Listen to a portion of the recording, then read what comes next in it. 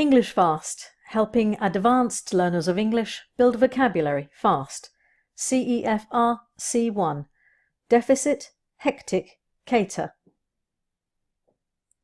Deficit. Deficit is a noun. C1 learners usually know deficit. A deficit describes the amount by which money or energy is spent more than it is received. Here are some examples.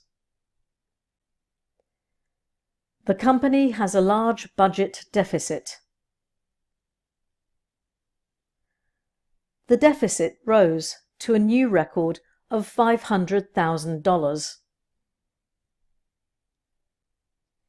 They reduced the deficit to zero in 5 years. Hectic. Hectic is an adjective. C1 learners usually know hectic. Hectic means very busy and full of activity. Here are some examples. Tomorrow will be a hectic day. We have had another hectic week.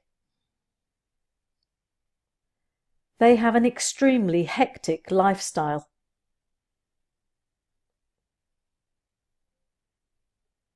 Cater. Cater is a verb. C1 learners usually know cater.